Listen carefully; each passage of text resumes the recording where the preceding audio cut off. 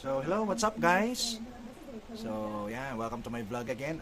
This is about, may nabili kasi ako sa ukay, nag-ukay kasi ako kanina. Ito, jaran!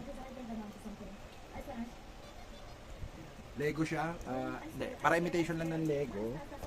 Pero nabili ko siya chinek ko na kasi ito sa Shopee, nagkakahalaga siya na mga 1-1. Yun, nakita ko sa ukay, kinuha ko na.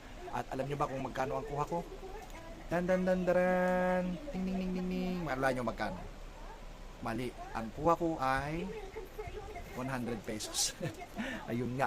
Matanda ata yung nagbabantay. Parang hindi niya siguro sure kung Harley Davidson na motor. Ayan. Titingnan nyo siya. Ayan. Harley Davidson. So meron siyang ayan. Ilang 782 pieces na parts ng Harley Hairlay pala, Hairlay Davidson. Hairlay Davidson pala. Naloko ako doon kala ko ako nakaisa. Ayun, so yun nga, imitation lang siguro. Sana magawa natin ng maayos, guys. Samahan nyo ako. Tara, i-build natin to. Itatry po nating gumawa ng Lego. Okay, so this video is all about Lego challenge. So let's see kung kakayanin ko itong challenge na to. Actually, to be honest with you guys, hindi ako naglaro ng ganito nung ako'y bata pa. Ewan ko, siguro ang Lego nun malalaki. Ang alam kong Lego nun, yung bloke-bloke yun eh. Nasanay kasi ako sa larong kalye. Alam mo na, mga batang 90s, mga Gagamba, Tex, Jolen, ano pa, yung Marvel na malalaking cards, Paway, Tagu-taguan, mga ganyan nung laro natin dati, di ba? Shout out pala sa mga batang 90s dyan. Ayun. And then, ayun nga. So, tatry natin kung kakayanin kung actually naka-build na rin ako ng mga Legos before, like, pero yung mga madadali lang. So ito nasa medium siya.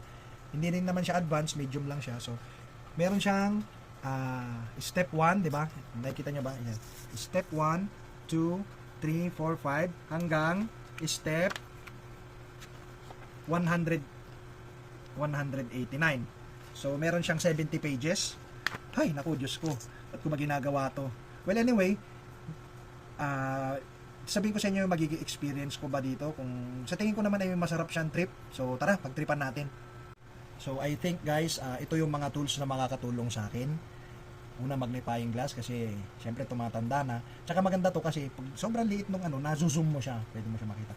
And then ito, pang sungkit pag nagkamali or pangpasok ito sa tas panghatak. And then lastly is slice, okay? So tara, simulan na natin. Tsaka ang laking tulong na ito guys, magnifying glass. Ang galing eh. Kung alimbawa, ganyan. Diba? Hindi, sobrang liit, di mo makita. Pag diba? Nazoom pa siya. Ang galing eh, kaya ayan. Nakikita mo tuloy siya. Kasi may mga maliliit na parts na napakahirap tingnan. Lalo na medyo may kalabuan na yung mata at nagkakaedad na din. Kaya, yun. God bless ako dito. Thankful ako dito. So, ayan, first page. Okay. Inanap ko na yung mga parts. Hindi ko na binidyoan kasi sobrang matagal. Kaya inanap ko muna siya. Tsaka ko siya i-record. Then, nakaset na lahat. Ang gagawin na lang natin is dugtong-dugtungin based on the manual. Okay. So, ayan. Tara. Let's i-try mo din mag-build ng Lego guys. Baka malay mo, nandito na yung happiness mo. Libangan lang ba? Try mo. Masayang libangan din pala to. At saka nakaka-exercise ng utak. Kahit pala matanda ka na, sarap pa rin pala mag-Lego. Pero para sa mga bata talaga to. Kaya yung mga batang nagle-Lego, naku, huwag kayong pagbabawalan yung mga yan kasi matatalino. Pang matatalino lang pala itong laro na to. Grabe. Kapag ang isang bata ay magaling mag-build sa Lego, magaling yan sa buhay, tsaka matalino yan. Tsaka huwag nyo pagbawalan, bagkus, dagdagan nyo pa ng Lego. Ibilhan nyo pa ng ibang Lego para lalong ma-exercise yung utak nila. Baka maging architect sila someday or maging engineer, di ba? Kasi nga magaling sila sa pagbibuild ng Lego. Huwag lang ikakalat sa sahiga kasi naku, napakasakit. Lalo na sa may mga gout, Diyos ko. Iapak mo pa nga lang sa sahig yung paa mo. Pag may gout ka, napakasakit na sobra. Makaapak ka pa ng matutulis na Lego. Hay nako, Diyos ko, mapapa-greyhounds ka na, mapapasigaw ka na parang greyhounds. Uy, shout out pala kay Reg Rubio, Lodi, Idol, Hupaw, Hupaw, Kubaw. Ayun nga, so tulad nga ng sinabi ko, na pampahasa talaga ito ng utak, hindi lang sa bata, kundi pati na rin sa mga may edad na katulad natin. Sarap siya pagtripan guys, try nyo. So, page 2 na tayo guys. Natapos na natin yung step 1 to 9. Ang page 2 ay step 10 to 19. Okay? So, ayun nga. Balikan ko kayo guys. Hindi rin pala basta-basta mag-build ng Lego, no? Kailangan mo din na matinding diskarte, matalas na utak, malinaw ang mata dapat. Tsaka kailangan mo ng matibay na daliri. Ay nako, Diyos ko, napakasakit na to daliri pag ano, pero enjoyable siya. Talagang na-miss talagang bumalik sa pagkabata. Napakasarap na trip. Isipin mo, ano pa lang itong ginagawa ko, medium pa lang to. So basic, tas nasa medium tayo. Paano pa yung mga advanced or yung mga nagbibuild na talaga ng buildings, nagbibuild ng mga cities? Nako, Diyos mio, imagine ko pa lang parang sasabog na ang utak ko eh. Nako, Diyos ko, ito pala napakasimple pa lang nito. Okay guys.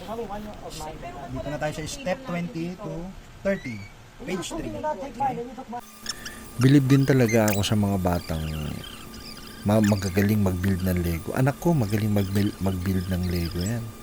Yan talagang paboritong hobby. So ayun nga guys, parang kulang tayo ng isang part. So tingnan natin kung magagawa natin ng paraan. Ang bilis ko na, ano. Hindi, naka-forward lang yan. Hindi naman kailangan kasi hindi kuhanan lahat ng video. Tsaka napakatagal maghanap ng iba, baka abutin tayo ng hanggang bukas. Siyempre ayoko naman lang. Gusto ko yung madalian lang. Gusto ko yung ipakita lang sa inyo kung paano mag-build ng Lego sa yung pinakamabilis na paraan. Tsaka excited na ako. Ano kaya magiging itsura nito? Ako sana panalo. Ayan, Yossi break lang muna tayo guys. Grabe. Ganun palang pagbubuo ng Lego. Talagang it takes maximum effort, sabi nga ni Deadpool. Pero masaya, fun, at na-exercise yung utak kahit papano gumagana. At saka, talagang gumagana yung utak. Tsaka, yun, for now may kulang-kulang na piece talaga kasi sa ukay ko lang nabili. So talagang sugal. Kaya nga, yun ang problema dyan. Hindi mo talaga alam. At pag kinulang ka sa bandang gitna, doon lalabas talaga yung creativity mo. Ang ginagawa ko ay nagnanakaw ako ng parts sa hindi naman maalaga, tapos yun yung gagamitin ko. Kasi katulad nung naka-display lang sa harap, pareho sila ng parts. Yung pangalawang parts mo kailangan sa support. So, nanakawin ko yung display parts, ilalagay ko sa support kasi mas importante yung support.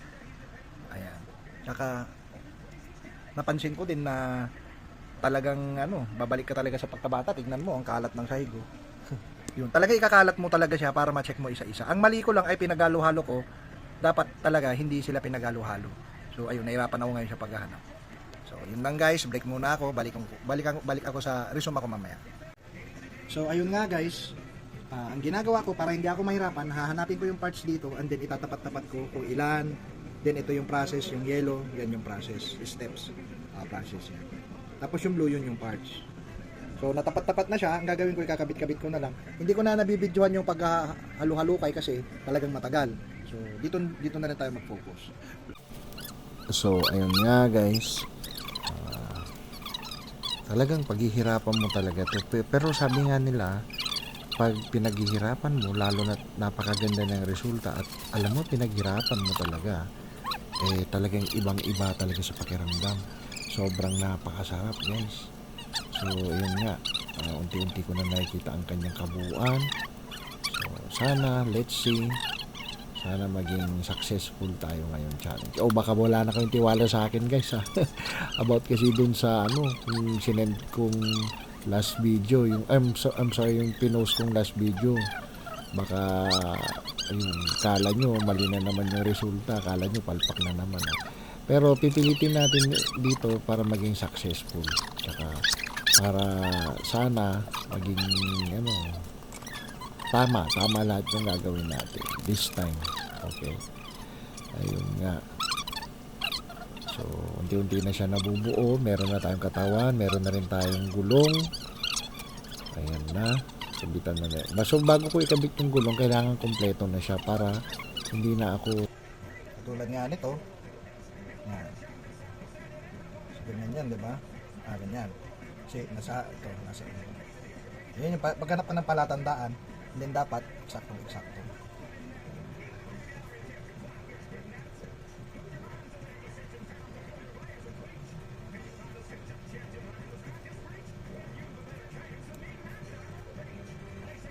Gawin naman natin yung part na yun para ganda. Ayan, parang ma-apply mo rin yan sa tunay na buhay eh. Halimbawa, gusto mo ng magandang syota, kailangan paghirapan mo na. Ganun talaga. Kaya gusto mo ng magandang bahay, talagang pag-iipunan mo, talagang pagsusumikapan mo, sakripisyo talaga. Talagang struggle ka muna bago mo makuha yung isang magandang bagay in the best way possible that you can. Kaya, tapos doon mo masasabi na napakagaling mo, papalakpakan mo yung sarili mo, guys. Mas masarap yung pinapalakpakan yung sarili kaysa yung pinapalakpakan ka sa stage ng maraming tao. Syempre mas okay naman yon, pero mas ako gusto ko kahit tahimik lang, kahit imagination lang, basta pinapalakpakan ko at kinukongratulate ko yung sarili ko at sinasabi kong ayan, kaya mo naman pala, nagawa mo. Mas masarap yun, guys. Ayan, so unti-unti nang nabubuo at unti-unti ko na nakikita ang liwanag. Huwag lang ako sasama. Ayun na, masakit na ang kamay ko. Diyos ko. Ayan, pero malaking tulong talaga yung magnifying glass, ha. Buti na sa akin to. Napaka-thankful ko talaga dito. Ayan nga. So, unti-unti nang nagkakaporma. Bakit? That is so annoying. So ito na nga yung gulong, guys. Ayan oh. May shock siya. Then ito yung katawan. So ipagko-combine na natin, magiging ganyan na siya. But in a proper process. Sabi mo nga dry process. Why? Okay, so watch out kayo, guys. Babalik ako. Then ikakabit na natin to at makikita na natin yung tsura nga ito. Kahapon, 4 hours ko tinrabaho. Then ngayon, almost 4 hours din. 8 hours. Siguro mga isang araw kaya pala siya. So ayan nga, guys, lahat ng pinaghihirapan, pinaglalaanan ng oras at sakripisyo at effort, talagang napakasarap pag ito'y nakamtan mo. Ayun, hindi lang sa Lego, kundi sa lahat. Buhay, sa tao. Ayan, so kailangan lang talaga i-struggle sa una. Kailangan mo sumugal. Ang buhay naman ay parang isang malaking sugal yan. Hindi lagi panalo, hindi rin lagi talo. Kumbaga katamtaman lang. Pero hindi tayo nagpo-promote ng sugal dito, guys, ha. Ayoko nung sugal. Pero one time nanalo rin ako, pero walang panalo diyan. Hindi ka titigil hangga't hindi ka natatalo. Syempre panalo ka ng panalo. Someday na-addict ka na, kaya matatalo. So ito na nga, guys, yung kabuuan. Panalo, sobra, oh. Grabe, winner, tindi galing lupit eh. Yan na, malapit na tayo matapos, guys, so watch out na lang. Ayan na, motor na siya, pwede na sakyan. Yan, dyan ka muna, ha. Oh, Guy, andyan ka pala, guys. Kumusta ka na, guys? Andyan pala ka. So ayun nga, guys, sa tingin nyo, nabuo ko ba yung challenge? Nagawa ko ba? Hindi ba siya kompleto? Ano ba? Wala na ata kayong tiwala simula nung huling in-upload ko. Okay. So, papakita ko na yung result ng gawa natin. So, I accept Lego challenge. So, tingnan natin kung natapos nga. So, handa na ba kayo? So, ito na, ipapakita ko na. In 1, 2, 3. Okay, ito na siya.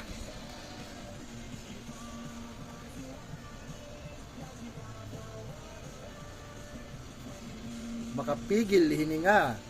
Meron pa siyang kadena.